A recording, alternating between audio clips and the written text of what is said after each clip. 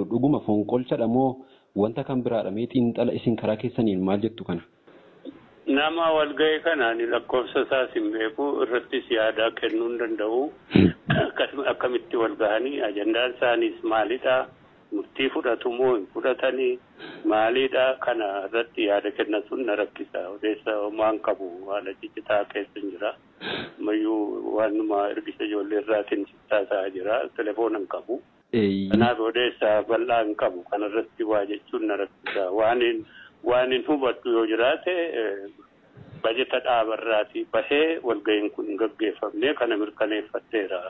Waanuma telefoonni ciccitu keessatti kun hin taane faayinaansii keenyas gaafatteera.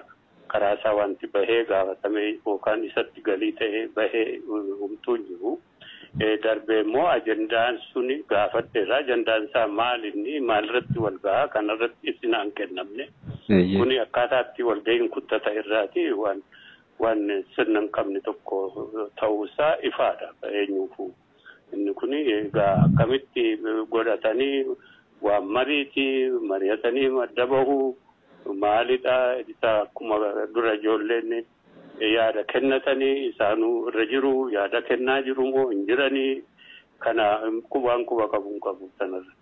Ani odeeffannoo ani argadhe naannoo waajjiraatii yookiis immoo naannoo sana gocha taasifamaa ture irraa odeeffannoo ani argadhe ganama waardiyyoonni ol galchuu didnaan namoonni walga'ii taa'aa jiran jedhaman kun sa'aatii tokkoof walakkaa ol bakkee erga dhaabatanii booda poolisii waammatanii humna poolisiitiin akka mooraa seenanidha. Humnaan akka mooraa seenan ani kan odeeffannoon qabu namoota 16 hin caalle akka isaan ta'anis odeeffannoon qaba. Yeroo sana gaa akkuma isin amma jettan Jaal Araarsoo Biqilaa akkasumas Jaal Jabeessaa fi Jaal Ibsaa Nagahoo walga'ii sana irra akka jiran kan amma ammaatti odeeffannoo ani qabu.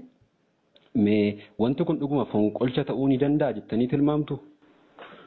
Ani waan isaan ajandicha waan isaan haasa'anii akkatti seenanii maaliif iyyuu poolisii barbaachise kan sadarkaa kanayyuu maaliif odeessa isaa amman dhagaa kanaaf isa kanarratti waa jechuun rakkisa.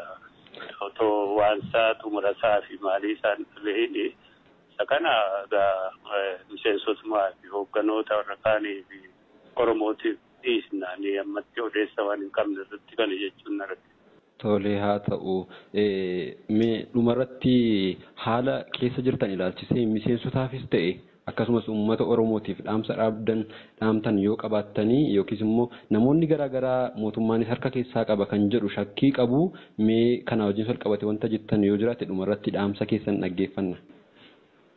Haala kana keessatti haalli akkas rakkisaa Oromoon keessa jiru miseensoti keessa jiranii hoogganoonni hidhamaa jiran Oromoon bal'inaan hidhamaa jiru kana keessatti haala dabalataa xiqqoo sororkaa fi shakkii fi waan akkasii uumamu kana keessatti dhaaba namni hedduun irratti dhume keessatti haalli kun dhalachuun xiqqoo ulfaataadha.